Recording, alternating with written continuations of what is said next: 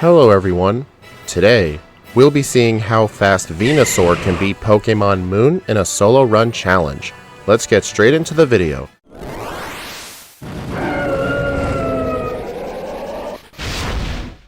So yeah, I'm going to be diving back into Pokemon Moon for the foreseeable future, and I feel like, you know what? To start it off, we're going to be playing through with Venusaur. We'll do Charizard and Blastoise in the coming weeks.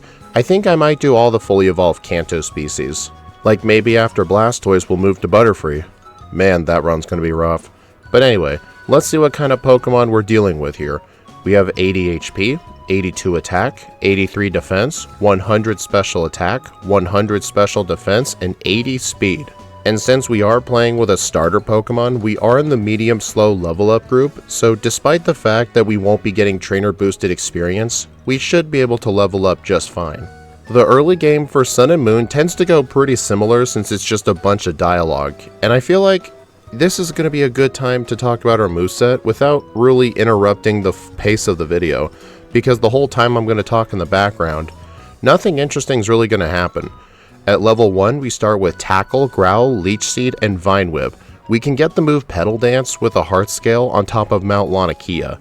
And then after that, we get Vine Whip at level 9, and then Poison Powder, Sleep Powder, Takedown, Razor Leaf, Sweet Scent, Growth, Double Edge, Worry Seed, Synthesis, Petal Blizzard, and Solar Beam. It's going to be a very good thing we get access to Sleep Powder super early, because even though Sleep only goes up to 3 turns in Generation 7, it's still going to help us for a few fights. And if we take a quick look at the TM set, we get some pretty good moves like Workup, Venoshock, Sunny Day, Light Screen, Solar Beam, Return, Sludge Bomb, Rest, Attract, Echoed Voice, Energy Ball, Swords Dance, and Bulldoze. You may be wondering why Earthquake, Double Team, and Substitute are crossed out. Well, first of all, I banned TM32 Double Team in my runs until level 100, so that's crossed out, and the moves for Earthquake and Substitute are only available in the post game, which is very unfortunate because Earthquake is a very good move to have. And it's really unfortunate we get Swords Dance because guess what? We don't really have good physical options. You may be saying, well, what about Return? Return in Sun and Moon is very late. You don't get access to Return until after the 3rd Kahuna fight, and at that point, you're just going to have way better options. Besides, we get the moves Workup and Growth. They both raise your attack and special attack by 1 stage. Growth, though, can actually raise the stats by 2 if it's Sunny. Thankfully, though, we're not going to have to deal with Sunny Day strats in this run, but you may be wondering, like, is Growth and Workup just the same thing to you then since you're not using Sunny Day? The difference with the 2 moves is how they interact with the Normalium Z. Workup, when it used as a Z move, Z Workup, it boosts your physical attack by 2 stages and your special attack by 1, so you get an extra attack boost. Growth is actually the complete opposite.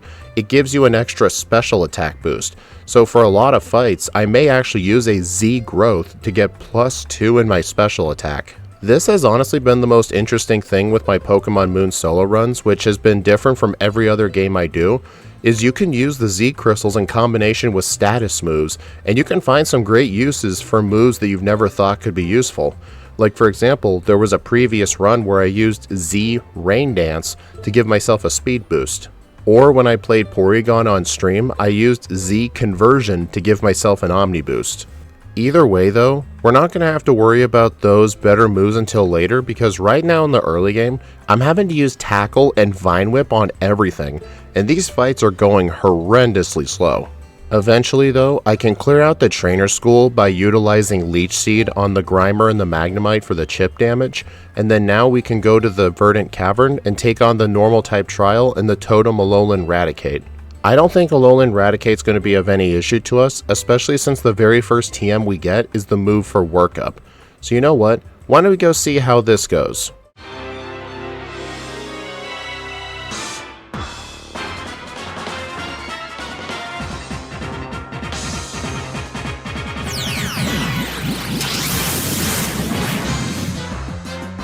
The Alolan Raticate starts off with a defense boost. I'm going to go ahead and use 1 Sleep Powder, and it summons a helper while it's asleep, which is pretty funny.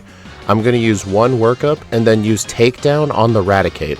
Venusaur was able to get this move at level 15, and with takedown I can one-shot the Raticate and then quickly take down the helper Rattata, and with this trial defeated, I can get myself the Normalium Z. This is probably going to be my most used Z Crystal in combination with either Workup or Growth. Before leaving the Verdant Cavern, I do try to train on some Zubats for a little bit to get some speed EVs because we're going to need a particular EV spread by the end of the game. And defeating the Zubats at this point was just taking too long, so I don't do it for too much. And then with Cosmog rescued, we gotta go back to Iki Town and take on the Island Kahuna, Hala. I don't think there's really too much to talk about with this guy, so let's just go straight into the fight.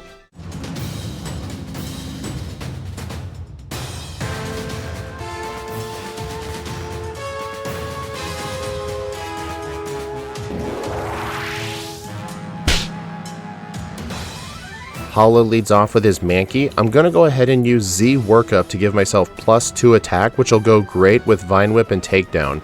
I tried to use Vine Whip on the Mankey, and it actually lived in red health. Okay, I should have used Takedown, but that's fine though. I can use Takedown on the Makuhita, take some chip damage, and then the Crab Brawler, sadly, is going to be a 2-shot with Takedown, and surprisingly enough, it did not go for all-out plummeting. It's probably because Venusaur resists fighting moves, and that's the reason he didn't go for it. But either way, I defeat Hala and get myself the Fightium Z. This is going to be a completely useless Z Crystal. Before I head to the next island, there's a couple of things I need to get. I'm going to go back to the Melee Meadow, get myself the Poison Barb, and the Expert Belt inside the nearby cave. I could not get the Poison Barb earlier because Cosmog literally blocks it when you rescue it. I also grabbed the Shell Bell in City Hall. I essentially get the Shell Bell every single run. It's just a very good safety item to have. And now, we're going to set sail to Akala Island.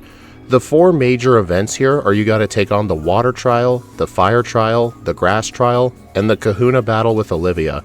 I'm not too worried about Olivia because we will have the type advantage, but the one trial I am worried about is going to be the Fire Trial against Salazzle.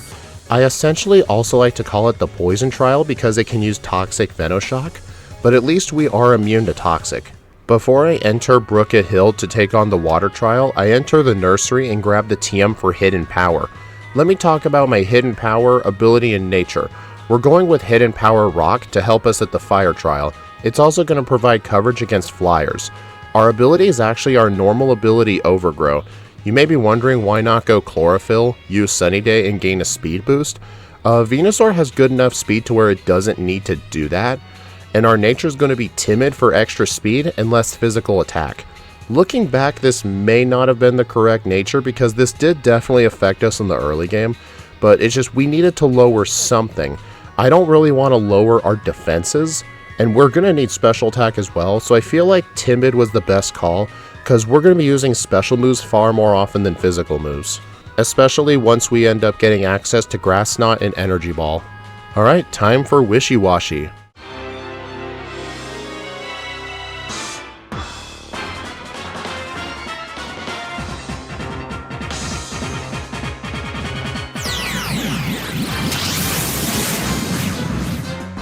Wishy Washy also gets a defense boost. I'm going to go ahead and use Sleep Powder on it. It goes to sleep and it summons another Wishy Washy.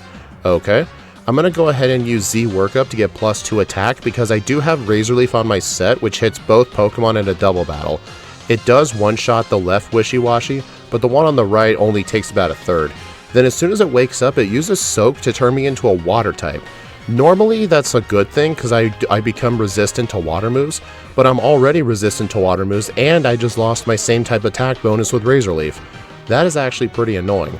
But eventually I do knock out both of the Wishy Washy helpers.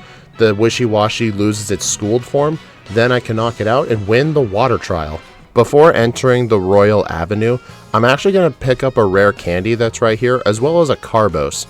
You may be wondering what EV spread I need by the end of the game, and the EV spread that I need is the following: 28 HP, 52 attack, 76 defense, 128 special attack, and 136 speed.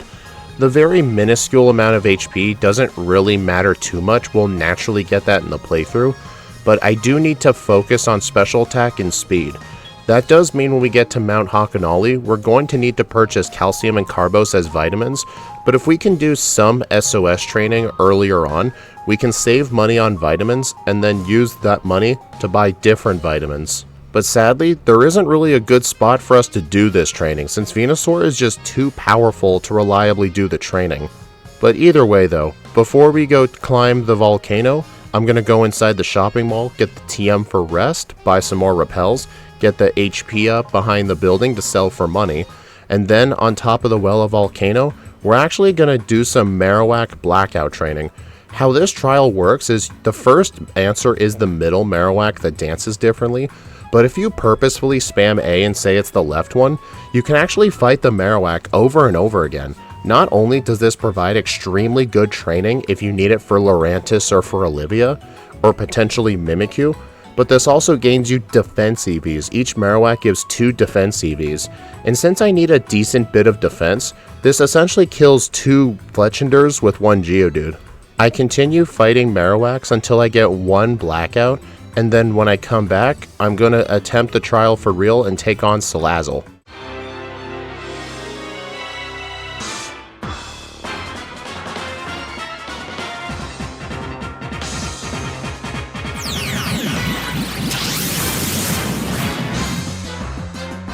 The Totem Salazzle gets a special defense boost, which is fine by me. We're using physical moves. I enter the fight at half health because of the previous Hiker trainer.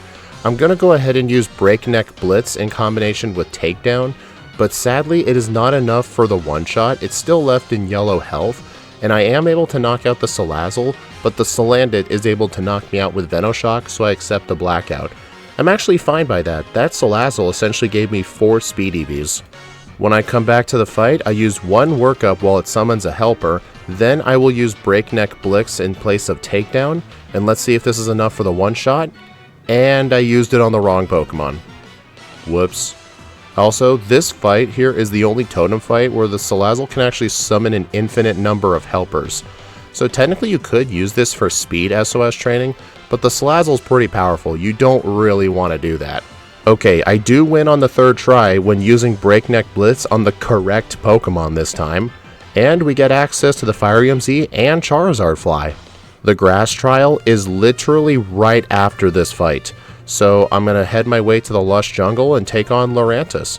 I don't think Lurantis is going to be too difficult for us, except we are going to be neutral damage to X-Scissor, which it does have, and we don't really have the best solution for that Pokemon. So let's just see how the fight goes.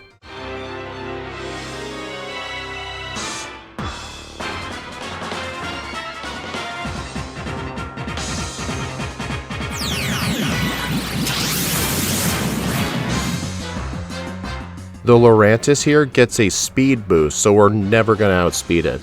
And I was able to, in the forest, get access to the move Growth in the place of Workup. I can now use Z Growth to give myself +2 special attack if needed. Right away though, I do use 1 Growth just to get +1 special attack. And then I go ahead and use another Growth because I need +2 in order to 2-shot the Lurantis. But this is going to create a massive problem because the thing will like to summon a Trumbeak, and that thing is just going to completely devastate me. This fight was actually very difficult to figure out. It actually took a lot of tries for me to win this fight, but I'm just going to tell you what the winning strat was. I get to a grand total of 12 blackouts in the run, and I am now level 30 from all the times I've beaten the Trumbeak. So here's what the strat has to be. I have to use Z Growth to give myself +2 special attack. The Lurantis summons the Trumbeak, then I can use Hidden Power Rock on the Trumbeak to get rid of it in 1 hit. Then the Lurantis is going to have a turn by itself before it summons another helper. This is when I stack up Echoed Voice. Sadly, 2 Echoed Voices isn't enough, but I can just use my 3rd Echoed Voice on the Lurantis as it uses Synthesis and allow the knockout. Then the Cast Form can go down to another Echoed Voice and we win. So yeah, I really tried to just win with plain old-fashioned physical moves, but it ended up not being the correct answer. But either way, we get the Grass CMZ, which is going to have a few uses later on. And if you're wondering why I didn't use Sleep Powder, Grass types are immune to the powder moves, so Sleep Powder for that fight was 100% useless. But while I was in the forest, I did get access to Grass Knot, and now I have a okay-ish grass move. We're gonna have to wait a while to get access to Energy Ball. And coming right up is going to be our Kahuna fight with Olivia. Before fighting Olivia though, I go into Coney City. I actually get myself a massage because I need to get Venusaur to max friendship as early as possible, and the massage that I got gave me plus 10 friendship. There is also an option to purchase Venusaur here, but I ended up not going for it, but looking back, I probably should have got it anyway, just in case I needed extra coverage. It's not like it would have helped in too many instances anyway. Thankfully though, the Plumera fight you have to do before fighting Olivia goes easy because I don't hit myself in confusion, and the Salandic can't hit me with Toxic. And now it is time to take on the Island Kahuna, Olivia.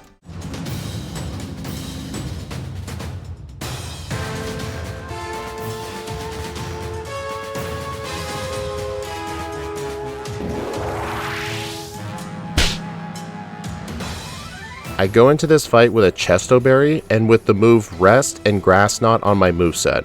Right away, I'm going to use Growth on the Nose Pass as it hits me with Thunder Wave. Thankfully, I still outspeed the Nose Pass because starting Generation 7, Paralysis only cuts your speed in half instead of 3/4, so I am still able to outspeed. I set up a few growths, use Rest to get rid of the Paralysis, and when I wake up, because of Sturdy, I still get paralyzed anyway, but I will still be able to outspeed the Bulldor coming up next. I wonder if I should go for Rest or Grass Knot, but I decided to go for Rest to get rid of the Paralysis. Not like it would have mattered much anyway, the Bulldor can't really hurt me too much. Last up is the Lycanroc. Grass Knot was not going to do much to it because Lycanroc is pretty light, so that's the reason I needed all those growths. And with all those growths, I can beat Olivia at around an hour 3 minutes. This is essentially the point in the run. I look at my Olivia split and I can sort of determine where this will end up on my tier list, but Venusaur's time of 103, that's very bad. Pokemon in the S tier can beat her in like 55 minutes or less, so I think this has a placement in the B tier or the C tier, but we'll have to wait on that for now. And if you're wondering what the tier list looks like right now, here it is. Blah blah blah, Aether Foundation stuff, no one cares. Oh look, we're on the next island, and we gotta take on How here. We're not required to win this fight, but I still make an effort into winning. Sadly though, I do miss a Sleep Powder on the Raichu, and because of that, it is able to two-shot me with Psychic. Yeah, that was pretty quick.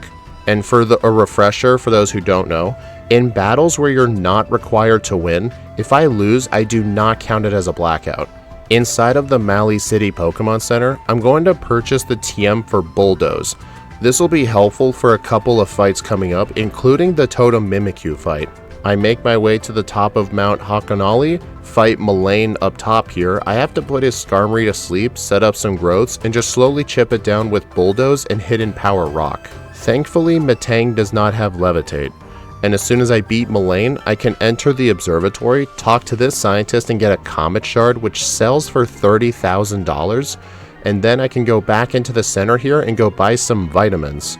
And today's Vitamin of the Day is 3 Carbos, 2 Iron, and 4 Calcium. This is the amount of vitamins I needed to get my defense to where I need it, my speed to get to the EV threshold of 100, and I just spend the rest of my money on special attack. I am still going to need a buttload of special attack, but there is one spot I can still get it.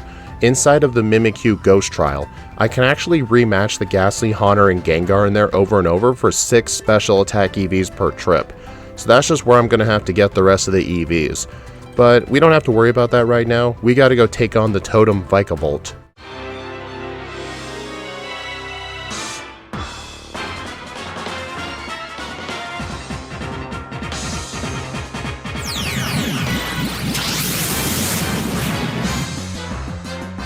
Right away, I use Z Growth to get +2 special attack. I get hit with Bug Bite, dealing less than half.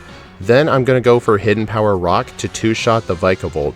Then the Charjabug paralyzes me with Thunder Wave, which is to be expected, but I'll still outspeed the Charjabug when I go knock it out. But you know what happens? I can't move because of paralysis, which allows the Vikavolt to kill me. Okay, that was bad luck. Surely the next attempt won't go like that, right? Nope, the exact same freaking thing happened. Alright, will I win the third time? No, the exact same freaking thing happened. One can't move in paralysis turn is all it takes to make this fight go wrong in so many ways. But look at this, on the 4th try, when that doesn't freaking happen, I completely destroyed these two. Like, come on. Oh well, either way, I gotta go take on Guzma in the Mali City Square. I have Protect on my moveset. I bought the TM for Protect in Hia City in the Pokemon Center. I like to get the Protect move for Golisopod to block First Impression. So at least that makes the fight pretty easy. And you may be wondering, why do you need Maximum Friendship? Well, you see, as soon as I get to Max Friendship, I'm gonna go fly back to Hau'oli City, enter the shopping mall, talk to a move tutor, and get Grass Pledge. Grass Pledge is an 80 power grass move. It's kinda useless in singles, but for our solo run specifically, this will carry us over until we get Energy Ball. I do need to make sure to fight a bunch of trainers along the way to the Mimikyu trial because I'm going to need level 38 in order to take on the Mimikyu. But that's going to be fine though, because remember what I said about getting the special attack EVs? Yep, I'm going to enter the Ghost Trial inside the abandoned Thrifty Megamart. I'm going to fight the Ghastly, Haunter, and Gengar for a grand total of 6 special attack EVs. Then I need to walk out manually, then go back in to restart the trial. Blacking out to the Mimikyu does not count as restarting the trial. You actually have to walk out, then go back in.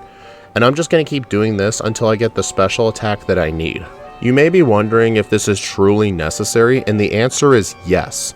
The reason this is necessary is because we're not going to really be over-leveled too much compared to the opponents in the endgame, and with how difficult the fights are, like against Professor Kukui with his lead Lycanroc that uses Stone Edge, if you can avoid one extra turn of setup, that is the difference between a consistent Kukui fight and getting like 20 resets because you need a Stone Edge miss. This is the game where taking the extra time into getting the EVs you need will actually save you a lot of potential missed resets. Because Sun and Moon, it's just one of those games you cannot play like any other game for a solo run. It's one of the reasons I like it so much. You can't just go like absolutely fast, autopilot everything. You just can't do that. You're going to end up getting hundreds of resets later on in the run, and you'll get to a point where your EVs are messed up in so many ways, and you'll never be able to outspeed key threats, and you're just absolutely screwed. After I do a bunch more training on the ghosts, I actually fly back to Mount Hakanali, put together the last of my money, and purchase 2 calcium. This brings my special attack up to 99, and this will allow me to cut out a bunch of Ghastly, Haunter, Gengar training. And I continue fighting these guys until I get my special attack EVs to 117. I feel like at this point I can get the rest of the special attack EVs naturally from the playthrough, and if I end up being short, I can always get some EV reducing friendship berries to help me get the correct number. But for right now, we're level 39, let's go take on arguably the hardest totem fight in the game, Mimikyu.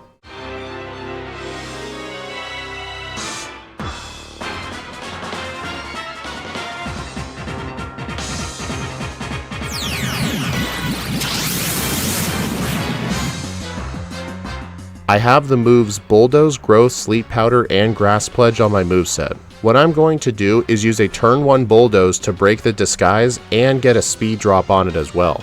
Then I want to use 1 Growth, and then use my Gracium Z to turn Grass Pledge into Bloom Doom, which will allow the Mimikyu to be a one-shot. However though, I do get my first reset because the Haunter put me to sleep with Hypnosis. Fortunately, I do win on the second try because the Mimikyu went for a turn 1 Mimic. Mimikyu is still the hardest totem fight in the game, but the fact that it can just randomly use Mimic turn 1 while it outspeeds you, that can honestly help you win the fight, and a lot of Pokemon kinda have to fish for a turn 1 Mimic. You may think that's lame, I disagree though, because it does mean that every Pokemon still has a chance. And either way, the fight is still difficult as it is. That Mimikyu has a broken ability and literally a freaking Omni Boost. Even the fastest Pokemon in the game could not outspeed that. That Mimikyu with the Omni Boost has 132 speed. Either way though, after we're done with the Ghost Trial, we gotta go take on Plumera again, and this is the first instance I can show off another great use of the Gracium Z. I can use Z Sleep Powder. This will not only use Sleep Powder like normal, but also give me +1 in my speed. So if there's a fight where I underspeed some key targets, I can actually just use a Z Sleep Powder and get a speed boost. Sleep Powder could still miss, but I will always get the speed boost. In the water nearby, I catch myself a Tentacool and a Quick Ball, which is the best way to catch it. I need to have a second Pokemon because in order to enter Po Town, you have to do a double battle with 2 Pokemon. Sadly though, I do get 1 blackout on these grunts because the Drowsy hits me with some pretty bad psychic moves, but I do win on the second attempt. Then I can enter Po Town, clear out the place, completely destroy Guzma, and now we can essentially start our third Kahuna battle with Nanu. I generally like to argue that Nanu is the second hardest Kahuna fight in the game, because his Persian can be very difficult to deal with, but I still think Hapu at the very end is the most difficult on average, because for Nanu, you can get an item called the Adrenaline Orb. People think of this item as like being able to help you do SOS chaining. It has another use though. If you give it to a Pokemon and it gets hit with Intimidate, you get a speed boost. So if the Krokorok on his team hits me with Intimidate, which it always will, I will get enough speed to outspeed the Persian. So that one item kind of makes Nanu easier, but he's still no joke.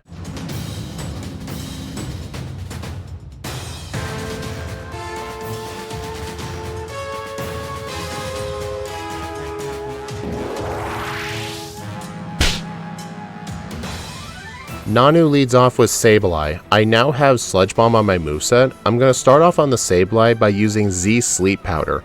This will allow me to get the outspeed that I need on the Persian, and I put the Sableye to sleep. It does wake up literally turn 1, which is pretty annoying. Then on the next Pokemon, it's Krokorok. It's a 1-shot with Grass Pledge. Then on the Persian, it is going to end up being a 2-shot with Sludge Bomb, but I do survive Black Hole Eclipse. I'm able to outspeed, get the damage I need, and first try Nanu. The Aether Foundation is home to some very powerful trainers. All of the random workers here have a huge variety of Pokemon, so I generally like to give my solo run Pokemon 2 or 3 attacking moves. But the thing is, I have to keep Growth and Sleep Powder at all times, so I essentially only have 2 moves to work with, which is going to have to be Grass Pledge and Sludge Bomb. I am going to hold the Poison Barb though that I got earlier to give Sludge Bomb a bit of a boost. After all the random trainers are taken care of, I do have to fight Guzma again. I actually go into this fight with the Expert Bell, in addition to having Hidden Power Rock on the moveset as well. Using Hidden Power Rock with the Expert Belt is actually able to get me the ranges that I need to make him very easy. And now afterwards, we gotta go take on Lusamine for the first time, but this Lusamine fight you're not required to win, but I would still like to win. She gives a buttload of experience points. I am actually able to barely win. I'm in low health almost the entire time. I was able to land a Sleep Powder on the Beware at the last minute, prevent it from knocking me out, and then finish off Lusamine's entire team. Alrighty, we are now on Pawnee Island. Pawnee Island essentially is just mainly home to a lot of very powerful random trainers. There is that trial at the end, but there's also the Kahuna fight with Hapu. The Kahuna fight with Hapu is essentially the main highlight of this island. However though, before fighting random trainers here, I looked at my EV spread. I'm actually a little short on speed EVs. The reason is, for my speed EVs, I gotta have 136 and I'm at 126. And I do have enough in every other stat. So what I'm going to do is I'm going to fly back to Mali City, go to Route 10, and then to get to this berry tree, which has the EV reducing friendship berries, I'm going to end up finding a Kelpsy berry. This will reduce my attack EVs by 10, which will be enough to give those EVs to my speed instead. I'll use the Kelpsy berry, go to Diglett's tunnel, fight some Zubats and Digletts, get the speed that I need, then I can go back to Pawnee Island. While I could theoretically get away with less special attack EVs, the speed EVs are absolutely important. It allows me at the very end of the game, at level 71, which is the level I'm going to arrive at, to barely outspeed the Lycanroc, which will allow me to set up Sleep Powder and Growths. After watching Hapu become the Island Kahuna, I'm actually going to fly back to the Lush Jungle, use Machamp to push this boulder, get the rare candy, and the TM for Energy Ball. Now I have my 2 best moves, Sludge Bomb and Energy Ball, and this is the point where things will start picking up a lot nicer for me. And now, I think we're ready to go take on Hapu.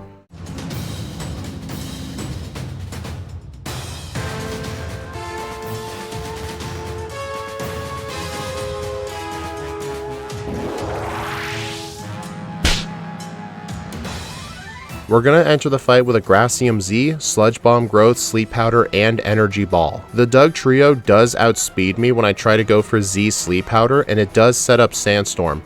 And because of its ability Sand Veil, I do miss the Sleep Powder, but I still get the speed boost. And unfortunately, Energy Ball leaves that Doug trio on a sliver of health, so it's probably a range. Next up is the Mudstale. It is a one-shot with Energy Ball.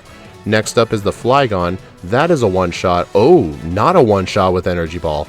I'm left at 4 HP, but fortunately the Sandstorm goes away, and I can knock out the Gastrodon with a very overpowered 4 times effective Energy Ball in Overgrow range. Definitely overkill, but hey, it gets the results done, doesn't it? And now with Hapu done, we gotta clear out the entirety of the Pawnee Canyon.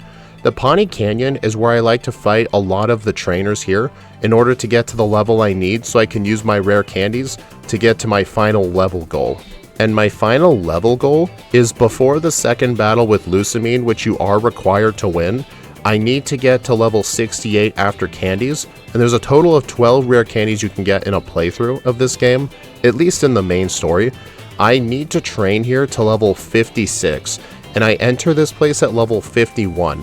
So if I fight a lot of the trainers that give good XP yields, and pretty much never use repels and fight the wild Pokemon as well, because like I said, no trainer boosted experience, so wild Pokemon are good too. I can easily get to level 56 right after the final veteran trainer before the Dragon type Island trial.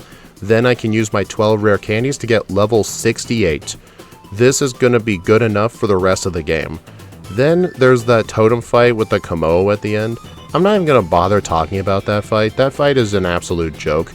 Although I do want to mention that I do have to have Bulldoze over Energy Ball, because one of the helpers that can spawn in, the Hakamoa, actually has an ability called Bulletproof, which actually means Energy Ball and Sludge Bomb don't do any damage. So I have to have Bulldoze for it just in case it shows up. And with that trial finished off, we now have to take on the final 8 trainers of the game. We gotta go take on Lusamine, Gladion, Hau, the Elite Four, and Kukui. So let's start off this session of 8 trainers. Against the lead Clefable, I'm going to use just one growth. Then I'm going to use the Poisonium Z to use Acid Downpour with Sludge Bomb. This will allow the Clefable to be a one-shot even after Cosmic Power. And now, I can go ahead and use Sludge Bomb on the Mismagius, which was a misclick. I forgot Ghosts resist poison. Next up is the Beware. I go ahead and use Energy Ball for the one hit. Then the Melodic goes down to Energy Ball, and then the Lilligant goes down to Sludge Bomb. On the Gladion fight, I swapped for the Normalium Z instead. I used 1 Sleep Powder, then I used Z Growth to get +2 special attack, and this will allow me to sweep with Hidden Power Rock and Energy Ball, but the problem is, if my health gets too low from the Crobat waking up too early, I'm not going to have enough health to survive the Weavile's Ice Shard, and I do get a couple of resets here because of that exact situation. But when the Crobat stays asleep, it'll actually be easy. Then inside Mount Lanikia, I do need to fight a few wild Pokemon because I'm so close to a level up. I need level 69 for House specifically, which was the reason I needed to candy to 68 for Lusamine. Unfortunately, I was a little teeny bit short. On the Raichu, I'm going to go ahead and use a normal Sleep Powder. I miss it, obviously, because of course I have to. Then the Raichu can go down to Sludge Bomb. That Sleep Powder was definitely not necessary. Then on the Flareon, it's a 2-shot with Sludge Bomb, and I get knocked out with Flare Blitz. On the next attempt, I realized I actually forgot to use Z Growth when the Raichu was asleep, so I make sure to do it in the second fight. Then when the Flareon comes out, it goes down to 1 Sludge Bomb, and so does the Kamala, and then Energy Ball for the Primarina. Now we've just got the final 5 trainers. Let's do this shit.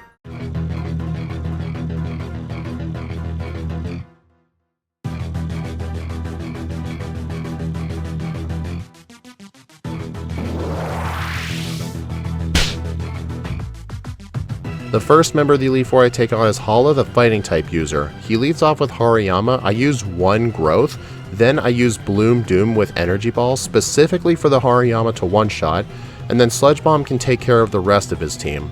Next up is the Rock type Elite Four member, Olivia.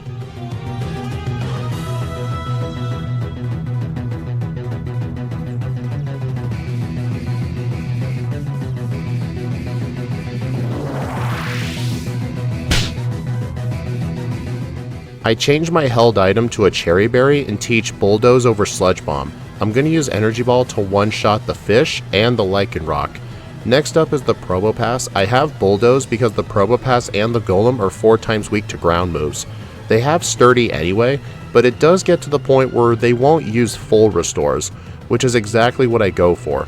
Then I misclick and go for Energy Ball on the Golem by mistake, and once I realize that, I switch back to Bulldoze and do a clean 2-shot free of a second full restore. Next up is the Ghost-type Leaf 4 member Acerola.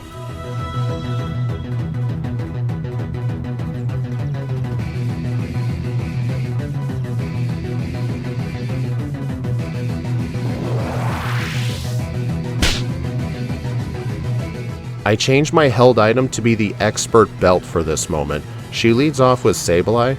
I'm going to go ahead and use Sleep Powder on it, and I also have Hidden Power Rock as well to deal with the Frostlass. The reason I had to fight Acerola third is because I have 177 speed. This is enough to barely outspeed the Frostlass, and if I don't outspeed the Frostlass, I'll get killed with Blizzard. I mean, I get killed with Blizzard anyway, but that's because of a Sleep Powder miss. I swear, this move literally feels like hypnosis at this point. And when I actually land the Sleep Powder, I win. Next up is the Flying-type Elite 4 member Kahili. Hey, I actually fought the Elite 4 left to right. I think that's the first time in Sun and Moon I've actually done that.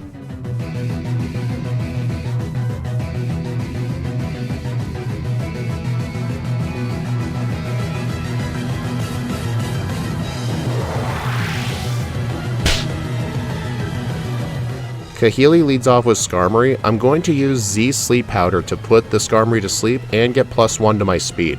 And the Sleep Powder misses, because of freaking course it does. But that's fine though, even with a Sleep Powder miss, I will still get the speed boost. Then on the Mandibuzz, it's going to be a 2-shot with Sludge Bomb. That thing's defense is incredible. I've ran it in Pokemon Black before. Then I use Sludge Bomb on the Toucan Sam. And then next up is the Crobat. This is the fastest Pokemon in the game at around 196 speed, which is why I needed the Z Sleep Powder. And then I can use Hidden Power Rock to one-shot it and the following Oricorio. And with that, the Elite Four is done. We just have to take on Professor Kukui and finish this run. My final moveset here is Hidden Power Rock, Growth, Sleep Powder, Sludge Bomb, and I'm holding the Poison Barb.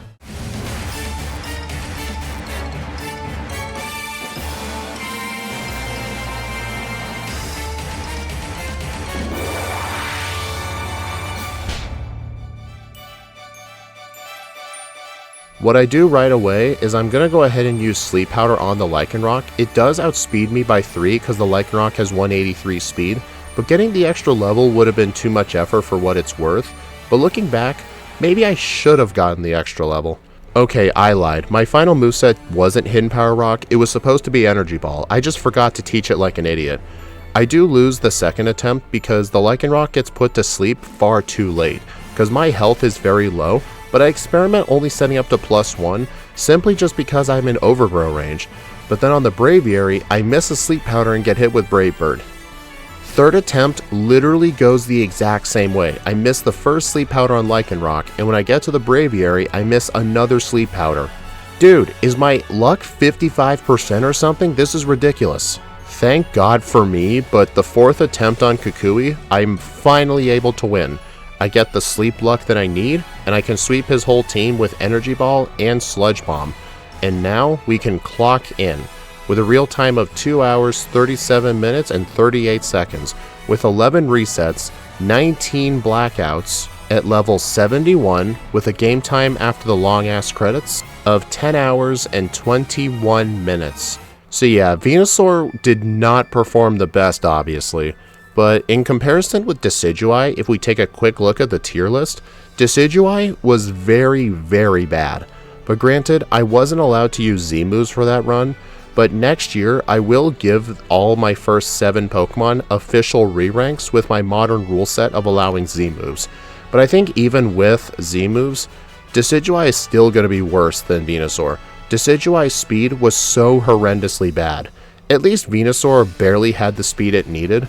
If it had like maybe 5 more stat points in speed, I would have been able to outspeed the Lycanroc, as well as almost every major threat in the game. But still, at least it did pretty good, better than I thought at least. And looking at the tier list, Venusaur earns itself a spot near the end of the B tier, ahead of Incineroar but behind Primarina and Tapu Fini. Primarina and Incineroar did not have Z crystals, and they still did good despite that, so I can't wait to re-rank those at some point. But anyway, next week we'll be doing Pokemon Moon with Charizard, then we'll do Blastoise, and I think after that we'll do all the fully evolved Kanto Pokemon. And you may be asking, well, what about regional forms? I think maybe Raticate versus Alolan Raticate might be a pretty interesting versus video. Anyway, thank you all for watching. Please like, comment, and subscribe if you want to see more, and be sure to follow me on my socials or support the channel through YouTube memberships. YouTube members get access to the patch files for all the Mega Evolution Pokemon I do in Crystal, as well as members only videos and unedited sections. Thank you all for watching, and I'll see you all in the next video.